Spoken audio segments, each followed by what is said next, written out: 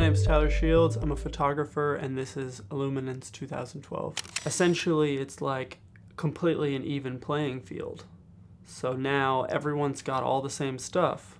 So what's gonna make you be different from everybody else? You have to understand marketing. You have to understand how to communicate to people. You have to understand how to get your images out there. How's it going? Everybody's good? Tired of hearing people talk all day? No. No? Good. So basically I wanted to ask, can anybody tell me what this is? Anybody? Alan. What is it? Eyeball. So is everyone in this room a photographer? No? Are people in here photographers? Okay. So this is what you want when you're a photographer. You want people to look at your work. You want eyeballs, right? And your goal is to figure out how to get people to look at it. Now there's probably, I can't even say, but there's got to be a couple million photographers in the world. Every day more and more, there's more photographers now than there are models, even. So, this is an image of Misha Barton eating steak. And I got probably, I'd say 10,000 death threats for this. Now why would people want to kill me because of this? Because it was controversial at the time, and it's Misha Barton. But who really cares who it is? Did anyone in this room know who that is? No, you didn't. But there are people who care about it, and you have to find an audience of what interests people, right? So this is a girl from Glee. I don't watch Glee. Does anyone in here watch Glee? You watch Glee. One person in this room watches Glee. That's it. Right?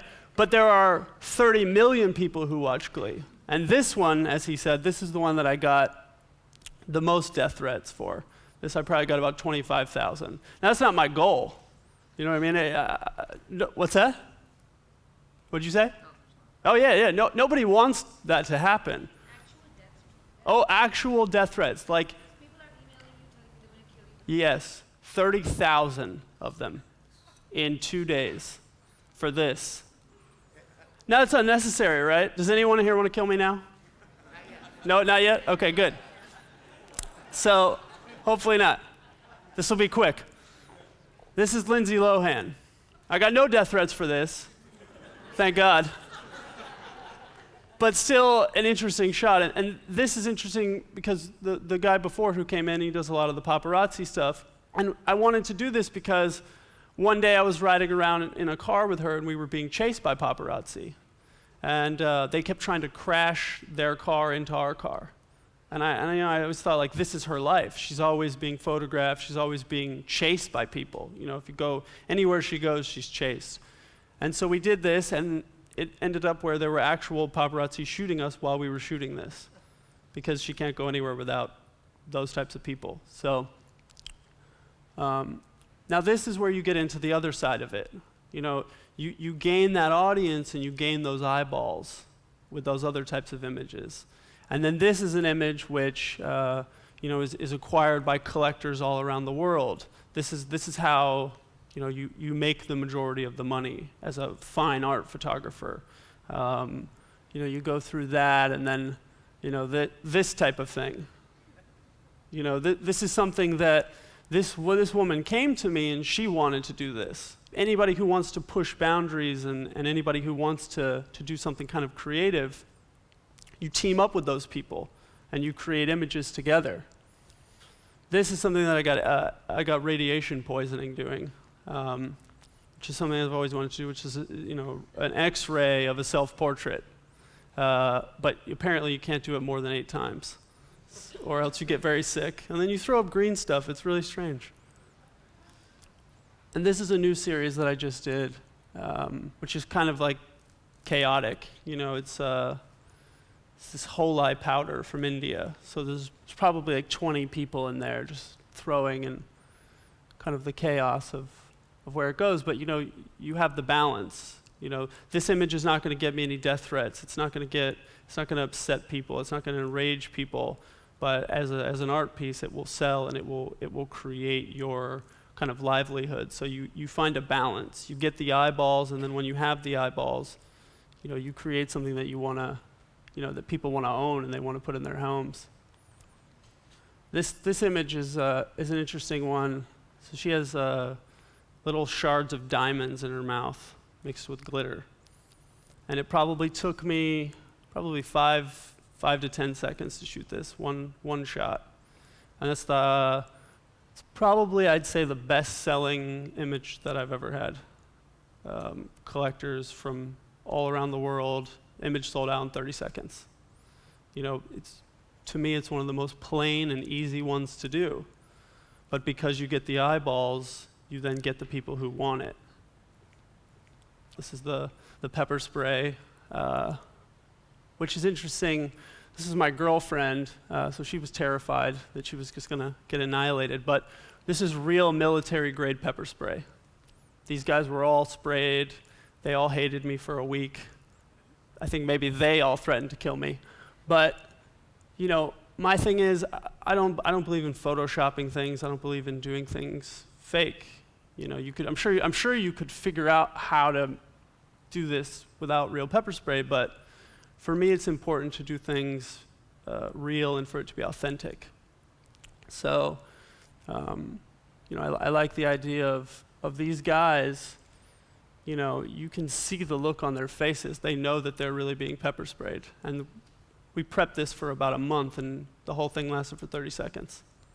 Because it's terrible. You do not want to be pepper sprayed, by the way. So this takes us back to the more kind of controversial stuff, and these are the two kids from the Hunger Games. Did anyone in here see the Hunger Games? Yeah.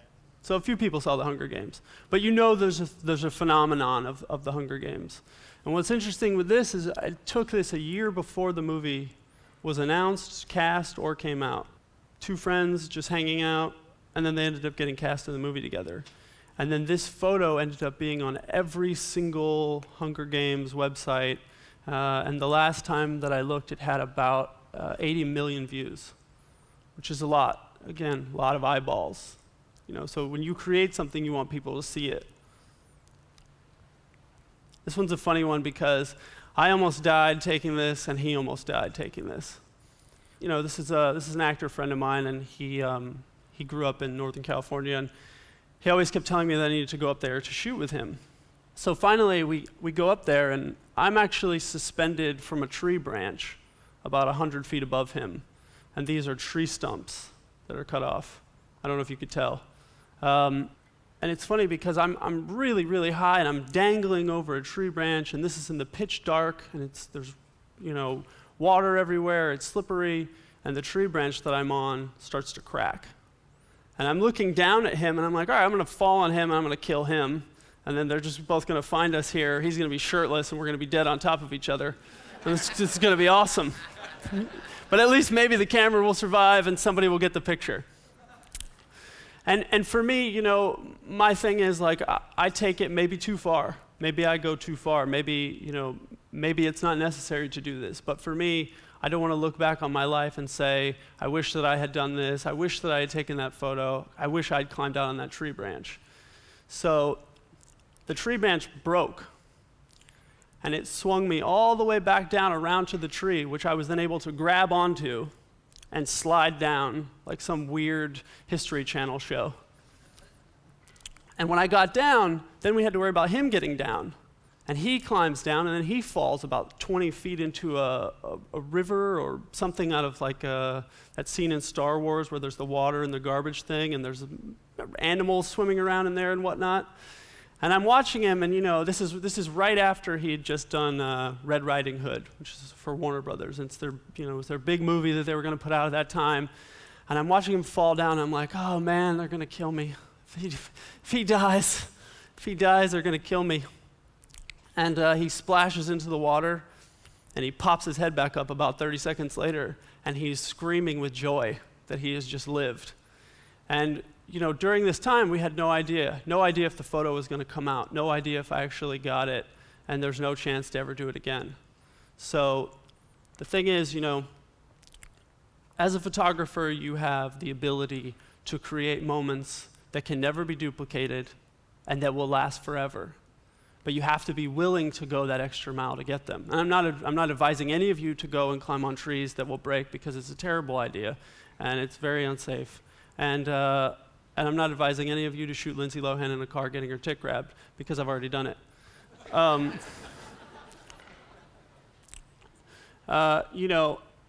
Basically, I think that, in this time, everyone has a camera. Good photographers worry about the camera they have. Great photographers worry about concepts. And masters worry about lighting and all of the above. So you all are obviously interested in this, and you all obviously want to create things that you can be proud of. My advice to anyone here is to find the thing that you want to say to the world, and then say it, and you get the eyeballs, and you'll be golden. So if anybody now wants to ask anything specifically, any question you have, I would love to answer anything you want to know, whether it's about how to do it, what to do, where you want to go, anything at all. Feel free to ask me anything. Where do you find inspiration?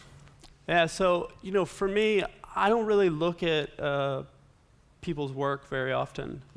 For me, it's like life kind of gives me enough inspiration, and I travel so much, and I see so much that, it's like that. But, even like the UC Davis thing with the pepper spray, obviously I saw that, and I was super inspired by that. I love the idea of seeing what it would be like if the cops were being pepper sprayed. Because I've been pepper sprayed, and it's horrible. Yeah. Anybody else? Did you figure out what it was about those images that caused the people to threaten your life? Yeah, it's interesting. The meat one was PETA people. Yeah, and PETA was very upset, and it was like one email was, how would you like it if I cut off a little bit of your flesh and cooked you and fed it to yourself? And and you think to yourself like, oh, that's a serious thing. And then with the girl, it was, she had the black eye, and so they obviously thought that I gave her a black eye, and which of course, why wouldn't I just punch her in the face? Obviously there's no makeup. You can't use makeup in this type of scenario. So it's interesting because you never know what's going to affect somebody. The black eye image with the makeup on, the whole world was ready to kill me. I shot a girl who had a real black eye from a softball game. Nobody gave a shit. It's what you do, the time you do it, and who you do it with, and obviously how you do it. But in that same question, a kid wrote me an email, and it was the most profane, disgusting, dirty, racist email I'd ever gotten. And at the bottom of it, he signed his name. And I don't know, I'm sure you've all written emails where you've signed your name at the bottom. Have any of you ever, after signing your name, written the town that you're from? Anybody? No? You have? Okay. This kid did that after sending me that crazy email. So I looked him up, I found him, and I called his house. And his mother answered the phone. And I said, oh, excuse me, ma'am, are you familiar with the show Glee? And she's like, yeah. And I was like, are you familiar with the photo of this Heather Morris? And she's like, yeah. And I'm like, oh, I took that photo. And she's like, why are you calling me? Awesome, great. And I said, I'd like to read you a little excerpt that your son wrote to me. And I said, dear you cock, blah, blah, blah. And I read it to her, and all I could hear was footsteps running and screaming, and then I could hear the kid screaming, and then I thought it best to hang up at that time. Because the thing is, when you make controversial images, when you do anything that pushes boundaries, you have to be willing to take all the shit for it. And I get a lot of shit for what I do. People get very upset about it. And for all those people, there are equal amount of people who love it. So you have to be willing to take a lot of heat. And that's part of it. I never have shied away from taking the heat. And, those people who write you comments, people who write mean things about you, those are the people who you intrigue the most. That kid took time to write me a 2-page email. He figured out combinations of racial slurs and angry comments that it must have taken him a day to do that, But that's part of it. That's just part of what you do. Yep. Can you talk about the blood heart? Oh, yeah. So I did a shoot with a human heart that I got on the black market from South America. It actually takes longer to get a Mickey Mouse costume than a human heart, if you have the money. But I got a human heart. I did a shot with a dagger through it, and you can see it. It's on my website. It was interesting because, I love the idea of doing the human heart thing, and I got a cow heart, and I got a prop one, and none of it kind of looked real. And again, I hated the idea of not being able to say, like, this is a real human heart. So, upon doing it, I slid a dagger through a human heart, and I was like, this is a rare, so it was a very odd feeling and a very rare thing, but it was one of those things, and it was in the beginning of kind of all of the stuff that I was doing, and it really, really upset people, and it goes along the lines with the Birkin thing that I did. I don't know if any of you have seen the Birkin thing, but I had my girlfriend chainsaw a Birkin, which is if any of you don't know, it's a $100,000 purse, which is just, it's a fucking bag, it's a bag. So with the heart thing, they said to me, "Oh, you're an asshole. Somebody could have used that heart." It was a heart that was taken out of a transplant that could not be used.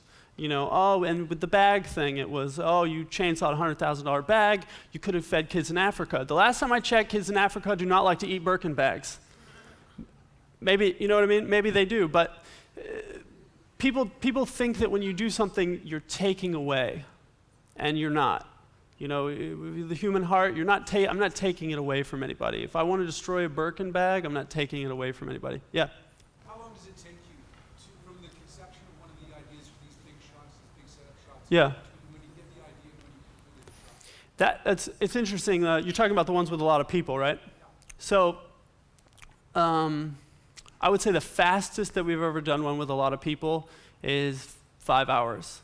Some of them, the pepper spray one took a month. Had to order the pepper spray. It's illegal in the state of California. Had to get it shipped to a friend in Arizona, and then that friend in Arizona had to send it to me, and with a bunch of Skittles in a bag, and so certain ones take longer, and then it also depends on casting, because in the pepper spray one, I want specific people in there, and to get all those people together on one day, it's like, all right, well, when are you kind of available? And so it's, sometimes they take a month, sometimes they take a week, and the fastest is the one you saw with people all throwing the color at each other. That was 5 hours. But I guess it took 6 weeks to get that powder, so, it just really depends. It's on timing of getting things and casting.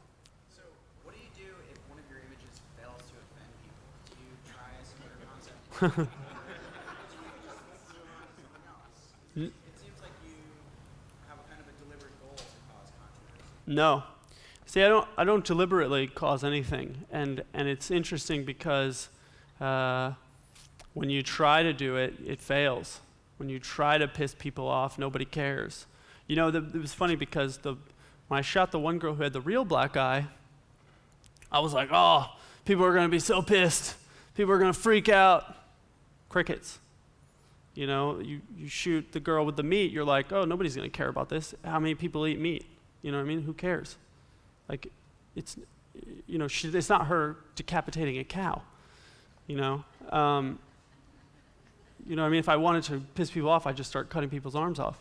But, that's not the goal. You can never make pissing people off the goal. You as a person, these are just things that interest me, and this is just how I want to shoot it, and it just happens to offend people. But you can never, ever know what's really gonna do it. And sometimes it's the weirdest thing that just goes out. Yeah. So do you actually think maybe you're in a position where people are paying attention to you, wanting to get pissed off at you?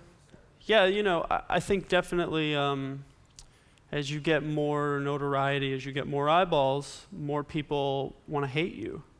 It's funny because of the people who have, I guess, the most kind of hated me or been upset with things that I've done have been photographers.